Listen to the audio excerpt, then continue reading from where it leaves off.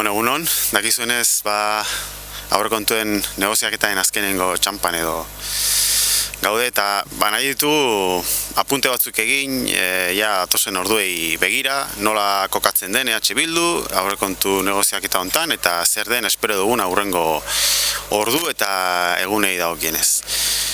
Bueno, atzo bertan jakin genituen etxebizitzaren inguruko datu esanguratsu batzuk. Aste honetan jakin dugu alokairuaren prezioa gora jarraitzen duela, urterik urte egoerako okerrera egiten du, hori konstatazio bada, eta atzo jakin genuen nola, etxebiden jada, badauzkagun 125.000 persona inskribatu. Beraz hemen badago konstatazio bat, eta da, larrialdi egoera baten gaudela, eta egungo politikak ez duela funtzionatzen. Hori da konstatazio bat. Beraz, gure ustez, etxebizitzari dagokionez, hemen aldea ez da ereduen artekoa. Ez da inbeste bi eredu daudela, baizik dagoena da konstatazio bat. Gaur, eta eskuartean dauzkagun datuek adierazten dutena da, etxebizitza politika honek ez duela funtzionatzen. Prezioek gora jarraitzen dute urterik urte, eta geroz eta jende gehiago da alokairu bat ordaindu ezin dezakena. Beraz, honek eskatzen du bestelako politika bat. Eta hori da hain zuzen ere gu mahai gainean jarri duguna, bestelako etxebizitza politika bat.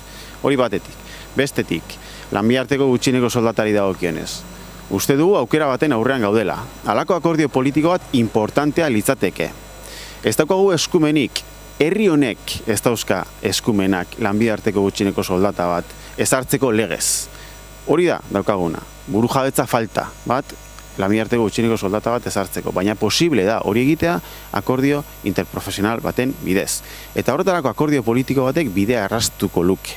Eta baldintza sortuko lituzke denbora laburrean 2025ean, herri hontan, zati hontan, 3 herrialde hauetan lanbiarteko gutxieneko soldata bat ezartzeko. Eta hori pausu handia litzateke. Horrek jende askoren bizi baldintzak hobetuko lituzke.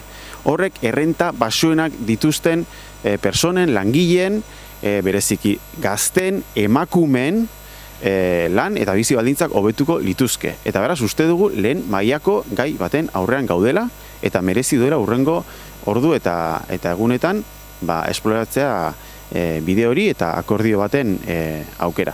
Beraz, gu horretan ari gara.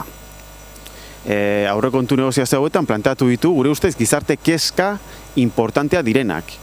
Eta saiatzen ari gara, honek balio dezan, jauzi kualitatibo batzuk ekartzeko herri hontara edo 3 herrialde hauetara. Eta hor gaude, eta hor jarraituko dugu.